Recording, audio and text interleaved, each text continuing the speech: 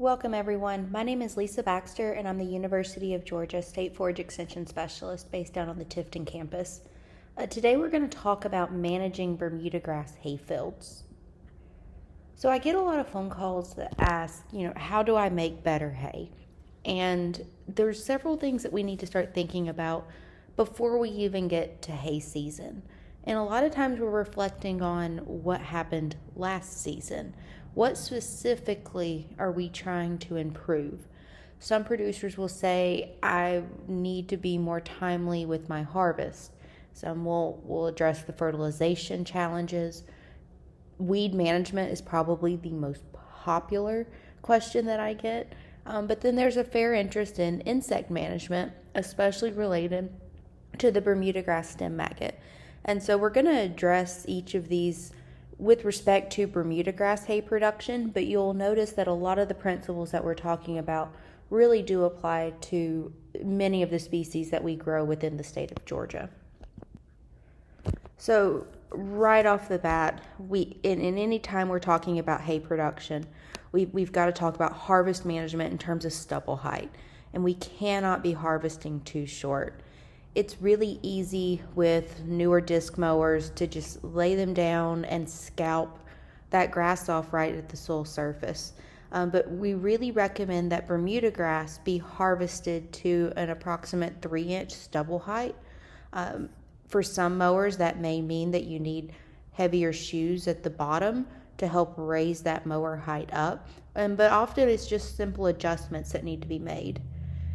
Maintaining that 3-inch stubble height is critically important for faster regrowth post-harvest. So when we go in and cut a field too short, we're removing all of that photosynthetic material at the top of the plant. And so it takes longer to regrow from the roots below. And so the more green material that we can leave above ground, the faster we're going to kickstart that growth for the next cycle. This also helps improve protection against weeds and insects like the Bermudagrass stem maggot because we're shortening that lag phase and getting back into that linear growth faster. I also like to address harvest height and the impact that it has with respect to drought tolerance. And so this is an example staged down in Florida, and this particular one was with continuous grazing versus in rotational grazing, but the same principles do apply with harvest management.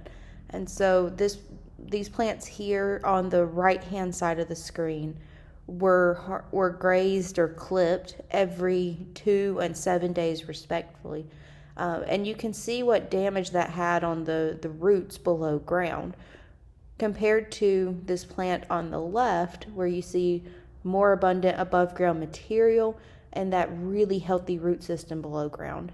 So again, while this is an example used for grazing, the same thing applies when we start cutting our grass too short with respect to hay production. And so think about it in terms of drought tolerance, especially if you're in a coastal plain area with some really sandy soils. If we go 3 or 4 days without rain, we start to lose all that moisture at the top of that soil profile.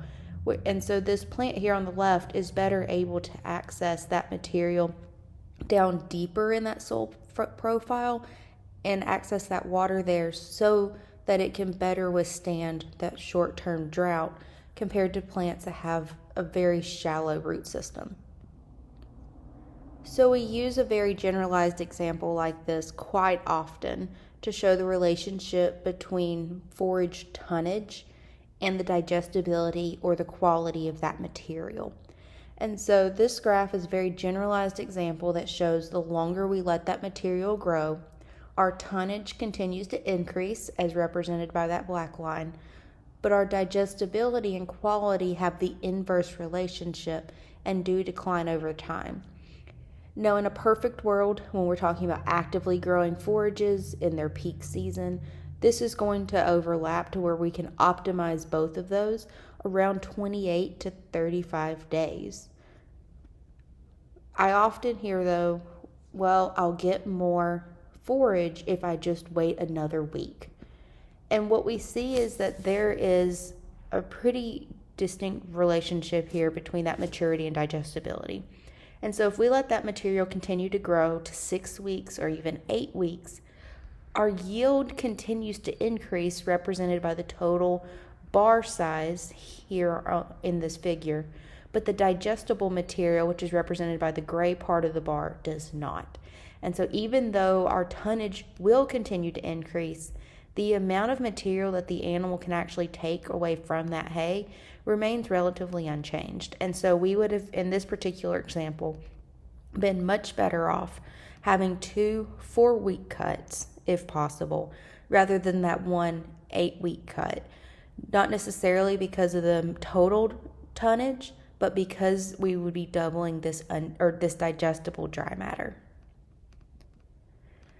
Now, a big challenge with living in the humid southeast is we have a lot of rainfall throughout the summer between pop-up showers and tropical storms.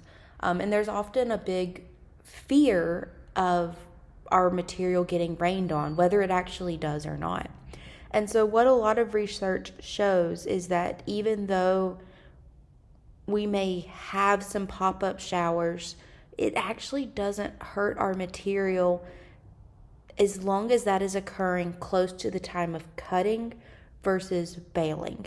And so if we are able to get in there, let's get it cut, we have a small chance of rain, let's let that happen immediately after cutting if it's going to, and then get that material baled before that next rain, ideally.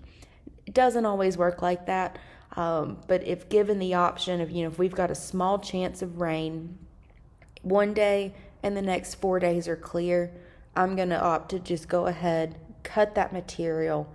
If it gets rained on, a small 1/2-inch pop-up shower, we don't see a large negative effect from that, and that material is already on the ground drying the next day when we are starting to have that warmer, better hay weather. So again, not always the way it works out for us in hay production, but if we do see the weather kind of shake up that way, that is a way that we can help fit around those rain chances. So when giving this presentation live, I always like to ask what affects our forage quality more, harvest timing or fertilization. And usually the votes are pretty well split.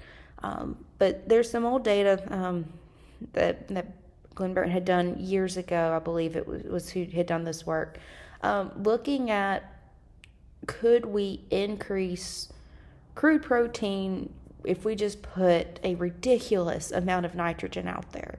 And you are reading this slide correctly. That says 1,400 pounds of nitrogen per year. So you can tell this research was done a couple decades ago and definitely not with today's nitrogen prices. But what they found is that if you put enough fertilizer out there, you can increase nitrogen to a level you would expect in something like alfalfa. The protein to a level you would expect in something like alfalfa. But overall, that digestibility remains unchanged. And so overall, we're going to see a much bigger impact on our forage quality by the harvest timing rather than the amount of fertilizer that we put out, especially beyond what is recommended by our soil test report. Another thing that I always like to point out with this slide is that this is crude protein. It's not good protein. It's not usable protein. It's a crude estimate of the protein that's going to be available.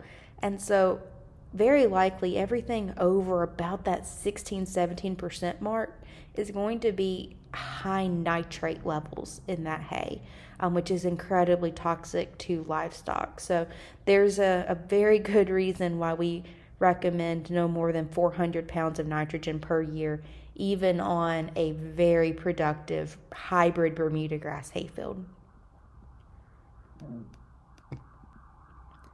So shifting gears a little bit, we've talked about making good bales from the respective forage quality, but we also need to make good bales in terms of density and uniformity. This helps with storage, but also fermentation in the case of baleage. So when we look at several textbook values for where losses can occur throughout the haymaking process, you'll see a range for each of these steps. Now, if you do total up the high number in each of those, you get a number bigger than 100%, and you can't lose an entire bale through these natural processes. But it does go to show where these losses do occur, and where we as not only hay producers, but also when we start feeding out that material, where can we start to hone in to start to minimize these losses? Now, with this particular example, it does show a 6-foot bale. You can think about similar proportions down for a 5-foot bale, which is probably a little more common today. But I'm going to jump straight here to this outer 12 inches of the bale. And so in that outer 12 inches, it represents 50% of that bale's weight. In the outer 18 inches, we have 75% of that bale's weight. Now, I want you to think about kind of old hay that you've seen sitting by the roadside for a while. You may see some up near a tree line. It's just been sitting outside for a while, and it kind of has that black, crusty shell on the outside. When you go and put a hay spear in that bale and lift it up, what happens? You lose the bottom of the bale. The sides may start to come off depending on how far you have to drive. We are not blessed with good roads in much of Georgia, and so you may lose the top of the bale. And so by the time you get to your destination for a bale that's not been stored correctly, you may have lost 50 to 75% of that bale's material through weathering or actual just loss where the integrity of the bale couldn't make it to the final feeding site. Now, I love hay production. Those that follow me on social media they know that I really do love the process of making hay and the research around that. However, making hay is way too much work to just have 3 foot or 25% of that bale ultimately make it to an animal. It is far too expensive to be wasting 50 to 75% of our efforts. And so there's things that we can do to help alleviate those losses. Some things that we need to avoid: big kind of loose bales that have the big lumps and bumps on them, like what you see here. The odd shapes, they're going to be a nightmare to try to store, whether outside or in a barn. And that leads to a lot of nutrient losses. If we're talking about baleage, we also need to think about odd shapes for how they're going into the tube, but also these kind of loose flared ends can put some additional stress on the plastic. And so again, we're thinking about one step further than just making quality material. We do need to think about the packaging of that material and how it's going to impact that storage. Overall, the density and the uniformity of a bale is affected by several different factors, but the two that I see that tend to be the most problematic is the tractor ground speed and the PTO speed. Overall, we tend to bale too fast based on our location that we're baling in, the quantity of material we're trying to push through that baler, what our tractor can handle relative to the terrain that we're in, or even the skill of the operator. And so we need to make sure that we're matching our ground speed to the environment that we are baling in. So I don't care what that number actually is for you, but overall we tend to need to slow down to make that denser, more uniform bale. The other part of that speed that you see when we're driving that baler across the field is our PTO speed. And so we want to make sure that we're increasing that to increase the density, but we can't exceed what is recommended for the baler. And so for the most part, that's going to be the 540 RPMs. And so what tends to happen is if we're going too high on the ground speed, that PTO speed starts to lag behind because we're just not keeping a close eye on that. And so we do want to make sure that those are balanced there based on the product guidelines for the baler that you're running. Overall windrow size, the more revolutions that we can have through a smaller windrow, we're going to make a denser bale. But at the end of the day, we don't want to spend all day out there baling. We got to get out there, get done before that next rain comes. And so that's one that we don't play with a lot. Same thing with forage moisture. We have guidelines for how dry that material needs to be. And although, you can play with that moisture range to make a prettier bale, it's not going to make a safer quality bale. So we look at storage. This is some work done in Wisconsin. We'd see the same thing down here in the southeast. And so when we start looking at the moisture distribution of round bales, this is a twine wrapped bale that's sitting on the ground versus one that was elevated on a pallet. Now, the more red you see in an image, the better, because that's going to be represent a drier material. The more blue, the worse that bale is. And so a twine wrapped bale sitting on the ground is going to have a lot more moisture intrusion there along the bottom of the bale, and it's going to represent about 25% of that bale that's going to be negatively affected by that moisture, versus they used a pallet in this instance, but anything that could get that material up off the ground is going to be beneficial. Another way to look at this is they evaluate twine wrapped versus net wrapped bales. A twine wrapped bale is going to have that moisture intrusion on the bottom and the sides, whereas a good net wrapped bale, where you have that light plastic layer all across, the moisture is going to be able to come into the top and shed off the side, better protecting about 50 to 75% of that bale compared to what a traditional twine wrapped bale could do. So this is generally where I start to get questions about baled silage. We tend to call it baleage here in the southeast. It does certainly have several advantages. It helps us minimize our harvest losses when we can't get 4 good days to make dry hay, but we can have 1 to 2 good days. It helps us get in there to minimize those harvest losses and to minimize those quality losses. It's giving us a level of flexibility that we do not have often in hay production. However, there are some big disadvantages to baleage. There is an additional cost of that material. These wrappers, even an individual bale wrapper like what you see in this picture, it's not cheap. The plastic that goes onto that bale, it is not cheap. It adds up over time. And so that is another cost into an already costly production that we have to consider. There's also added labor, especially if you're doing an individual bale wrapper. It is nearly impossible to do all the raking and baling yourself and the wrapping to get everything done in a timely manner. You can have a little more flexibility if we have an inline or tube wrapper, but again, it is a lot of extra work. And so we generally need an extra person just to help with the moving of the bales and the wrapping that we don't have with hay production. There's also a very large chance of operator error. And so if you're getting started in this, whatever you think you can harvest in a day, we like to tell you to just cut that in half. There's a very steep learning curve with this that you need to be cognizant of. With the baleage, we also have to consider storage and face management.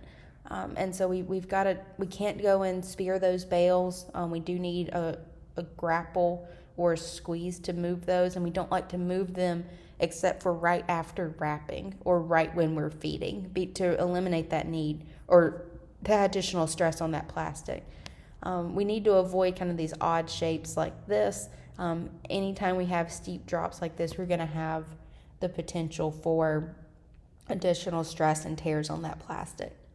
When we start to feed out that material, we need to be feeding at a rate of a bale every day or every other day. And a lot of times in the southeast, we're not used to feeding all of our hay or baleage at one time. In the case of these big long tubes like this. And so we do need to be aware of that when we open that tube of baleage, we've got to be steadily feeding that out. We can't just feed a few bales to hold us over until we're ready to move to that next pasture. With the baleage, it does also have the risk of storage molds, yeast, bacteria, etc. There are tests that can be done if you do open a bale and start to see some of these. However, the cattle often need to eat right now, and we have to make quick decisions. If we have an individual bale, this is what you see here in the picture. You start opening it and seeing some of these molds. It's not the end of the world just to throw that bale out. Now, if we open it and see these in an inline wrapped, where you're going to see it on multiple bales throughout the long tube of 50 to 100 bales, that's going to be a different story. We're going to send that off to get it tested. So our quick decisions that we make for the molds is if you see white and black molds, like what's on the left-hand side of this picture, they tend to be okay. They're your typical storage molds, like what you would see on hay, dry hay, and so their cows are typically going to pick around them, and it's fine.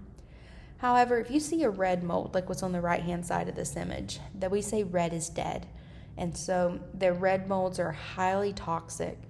We don't want to offer this bale to the animals. There's a very high risk of just removing that. We don't know how deep it goes into that bale, and so anytime we open a bale with red molds, we cannot offer that to the animals. It needs to be removed. The blue-green bales are in between. Those molds, like you see at the bottom of the image, it may be toxic, it may not. I like to err on the side of caution and say if we open a bale and it looks like Christmas inside with these red and green molds, the bale has to go. It's just too risky to feed this bale to make that quick feeding decision. And so that's how I recommend kind of sorting out these molds. Again, you can work with your local extension agent to get these tested if needed. But this can help you make those quick feeding decisions. Now, this graph can be a little hard to walk through initially, but it does go to show that we can afford a hay barn over time, and that we're often paying for a hay barn that we never built.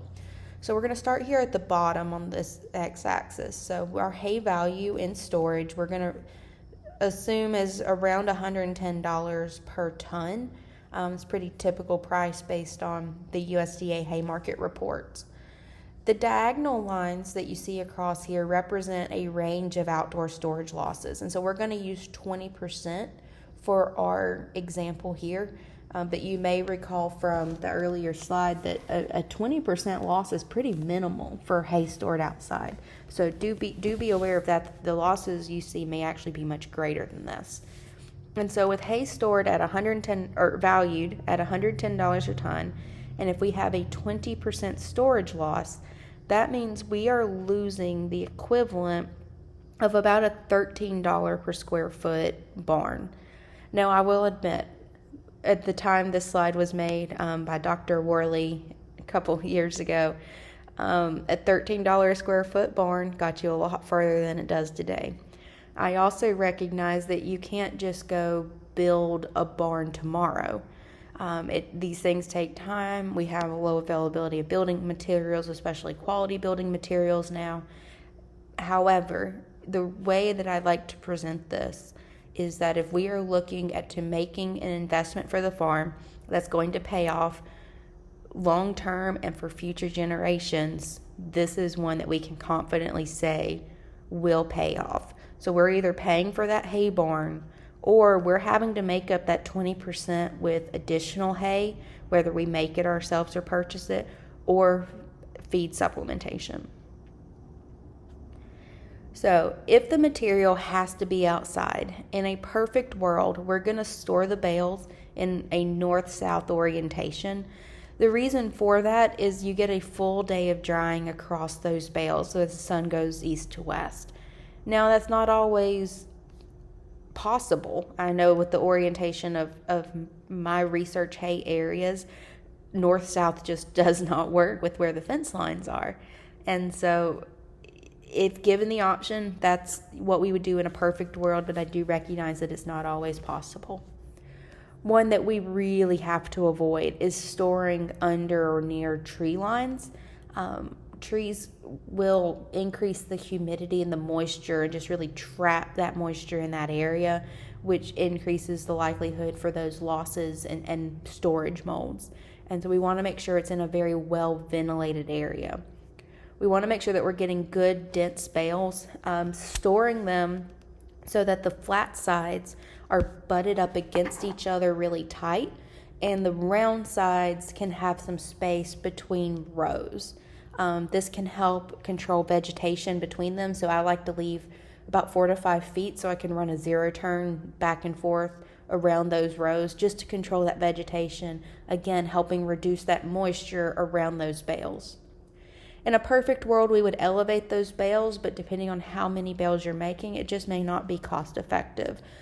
Or with the site that you have, you can't get gravel in there to raise them up, or whatever it may be. And so what we want to make sure, though, is that we're putting them in a well-drained area. And that may mean moving the rows over a little bit to avoid a low spot, avoiding certain kind of waterlogged areas, whatever it may be, but keeping them in well-drained areas to prevent that weathering on the bottom of the bale. Now, to shift gears, we're going to talk a little bit about fertility here. So it's certainly not an all-inclusive talk on fertility, but just to hit the highlights with respect to Bermudagrass hay production.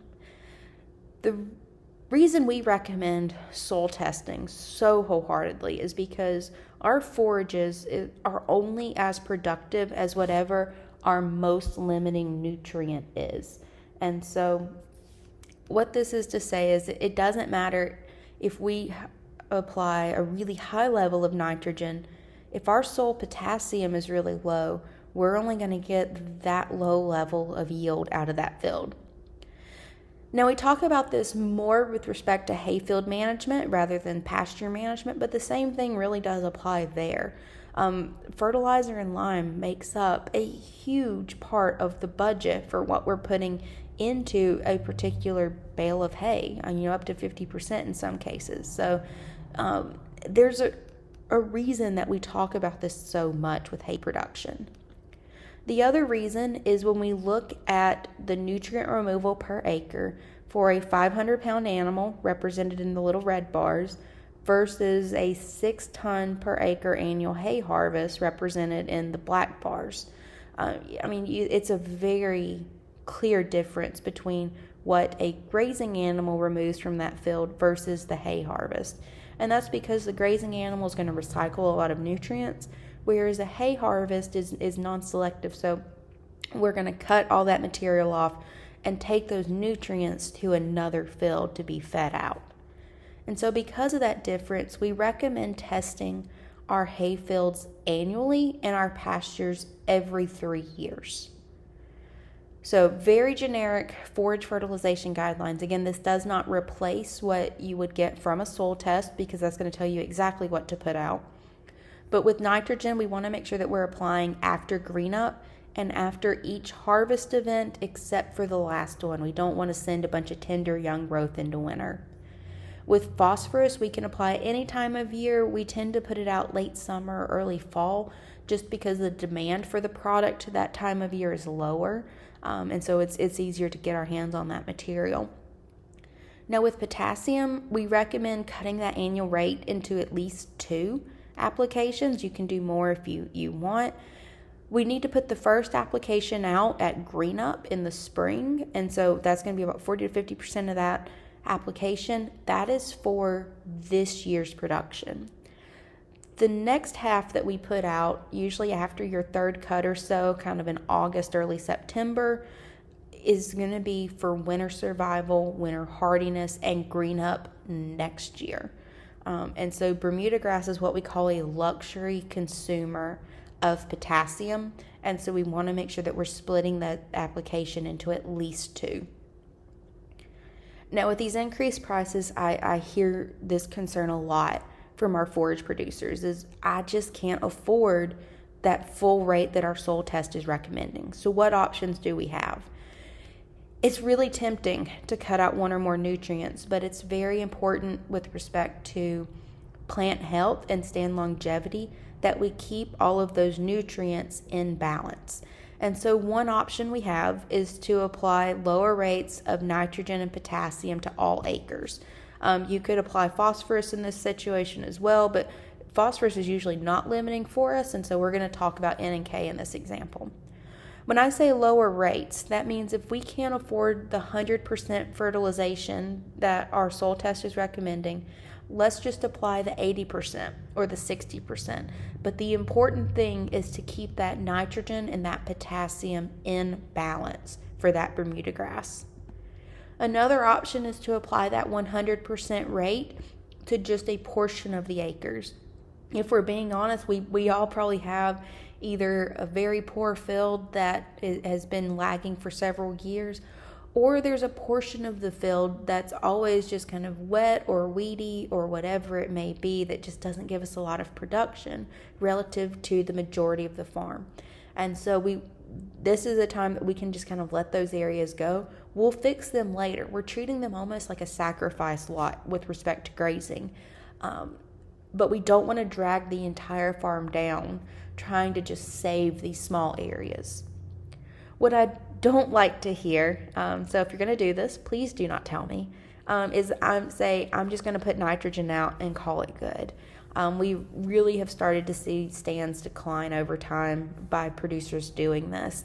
The plants really do tell on us over time if we are missing that, especially the potassium. Another thing that we need to watch for is our soil pH. And so there is what we would say is an unseen cost of not applying lime. Now this graphic from the Plant Institute here on the left-hand side of the screen shows the relative availability of our nutrients across a range of soil pH. And it can be a little hard to read, but you can see the general shapes here. As our nitrogen, phosphorus, and potassium, so that's those top three, are at near neutral, so a 6.5 pH, they are the most available. And so as we start to get more acidic, they become less and less available. And so if we have a soil pH in the mid-5s versus the low 6s, even though we paid to put out this much nitrogen, phosphorus, and potassium annually, because of the decrease in efficiency and availability of those nutrients in the soil, we are losing up to, for this particular example, $62 per acre. Now, I know lime is varying cost around the state of Georgia and the southeast. We have varying levels of availability, but it's all to say that if you can do one thing to a field this year, it needs to be keeping that pH up. In terms of what type of lime, any type of ag lime such as dolomitic or calcitic lime is acceptable. There's other products out there, and you'll see them listed at the top of the screen here, but we recommend that they be tested for a a calcium carbonate equivalency. And so what it gives us is how many tons of those alternative materials do you need to be able to equal 1 ton of ag lime. And so a lot of products appear very cost effective when we first look at them, because the calcium carbonate equivalency is so low, though we have to put out maybe 10 plus times what we would ag lime. And so we want to make sure that we are evaluating these materials in terms of cost per acre, not necessarily cost per ton of material. So in my mind, there is never a bad time to go put out lime, but do remember that it takes 6 to 12 months in a lot of soils to see a substantial change in pH. At minimum, we recommend 1 ton of ag lime every 3 years just to offset the acidification from that nitrogen fertilizer. So the reason that it takes lime so long to work is the strength of what we call cations in the soil. Now, I promise we're not getting into a chemistry lesson. We're going to look at this as an example with Lego bricks. Now, pretend with me that the brown brick at the back of the screen there is a little soil particle. And now all around that particle, we have good things that our plants need, like potassium, magnesium, and calcium. As we start to get more and more acidic, we start to have a lot of hydrogens move in. And as we dip down into the 4s, that's where our aluminum start to move. Now, because of the strength of these cations, it was a lot easier to kick off something like this little potassium over here than it is these aluminum over on the right-hand side of the screen.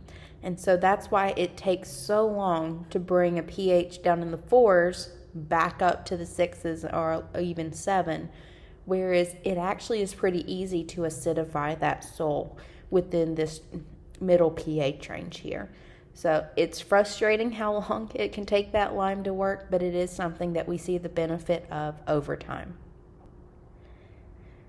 So as we start to wind down here, I want to touch on integrated weed management. And we do have another presentation that I will be uploading that covers integrated weed management into much more detail. But I want to introduce the idea here with respect to hay production. Now, integrated weed management, you've probably heard, integrated pest management, so very similar. It just shows that we are using every available control technology that we have to throw at these weeds. One that is incredibly important for us within hay production and forage production in general is cultural control. Ground cover is the best defense that we have against problem weeds in our hay fields. Everything that you see on the graphics there on the right hand side of the screen are things that we've already talked about for the most part, and we're going to talk about pests next. Everything that's there helps our good grass grow better. If we have good ground cover out there, we've already won most of that battle against problematic weeds. And so anything that we can do to increase the density of our stand, increase the health of our stand, is going to help outcompete weeds now and in the future. So some common mistakes that I see related to herbicide applications. One, we've got to get the pre's out on time before any germination occurs. And so we tend to hit high temperatures in February, March here in South Georgia where I'm based, long before where we start seeing our warm season annual weeds like crabgrass start to come up, but germination's already starting to happen below ground. And so we've got to get those pre's out early. With our post-emergent products, we need to make sure we're applying at the correct stage of growth, and so do check the label to make sure. But overall, I get a lot of calls about weeds that are too far mature or advanced to be applying a post-emergent herbicide. And then finally, check the label for all necessary instructions, including rate and otherwise, to make sure that we're putting out the product in the absolute best way possible. So if I could distill down weed control into one slide, which it is a challenge to do, but some key takeaways that I want you to have going into this hay production season is that our annual broadleaf weeds need to be controlled when they're about 2 to 4 inches tall. And so for a big portion of our state, that's going to be May and maybe even early June to control these summer annual broadleaf weeds. We've got to hit them when they're low. They can be a challenge to scout for. So what I encourage you to do is look at where you have kind of overmature winter weeds right now.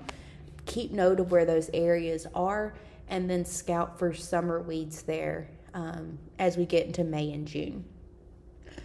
Our annual grasses are much easier to control with pre-emergent herbicides versus post-emergent options. A lot of our post-emergent options for annual grasses are non-selective, or they are injurious to our Bermudagrass, or they're just not very effective against the annual grasses. And so if this is something you had a challenge with before, I strongly encourage you to incorporate pre-emergent herbicides into your weed control plan.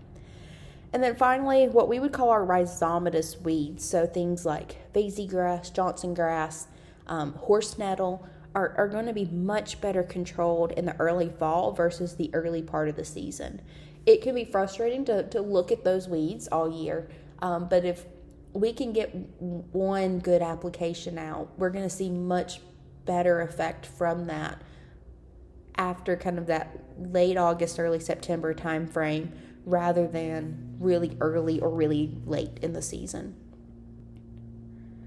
So to finally wrap up, I want to briefly talk about insect management first the Bermudagrass stem maggot. So that is the pest that causes this yellowing at the top of the stem, and you can see how dramatic that difference is between an intolerant variety versus one that's a little more tolerant to that damage. Our peak damage tends to occur late July into September, but we can see it outside those ranges depending on weather and your latitude for where you're based in the southeast. We do recommend 2 applications of pyrethroid insecticides per harvest period once you start to see the Bermudagrass stem maggot present. And so we recommend the first one roughly 7 to 10 days after harvest, depending on forage regrowth, and then a second application 7 to 10 days after that. Long term, we encourage producers to plant more tolerant varieties, though we do recognize that they can be a challenge to find, and we have plant breeders working on that now. Last one here is kind of general insecticide recommendations for fall armyworms. All of these come from the University of Georgia Pest Control Handbook. So the question usually is, how long of a residual activity do you want, and compared to when do you plan to harvest that material? So a lot of times we'll just go ahead and harvest, or we'll apply something that just has a few days because we're going to be harvesting next week. And so we want to make sure that we're matching the product to the status of our field. We also need to make sure that we're matching the product to the growth stage of the armyworm itself. And so I see a lot of products that are meant for armyworms that are kind of a 1/2 inch and below be applied to armyworms that are 1.5 inches long. And they're just not going to be very effective. Just like we talk about not applying herbicides to weeds that are over mature, we do not want to apply an insecticide that's meant for a smaller or younger growth stage worm versus one that's older. Now, that was a lot of information presented in that presentation. If you do have any questions, feel free to drop them in the chat. You can send me an email. I do ask that you attach your state and county to that so that I can connect you with your local agent, provide you a more localized recommendation. But it's been a pleasure to cover this today, and thank you for joining us.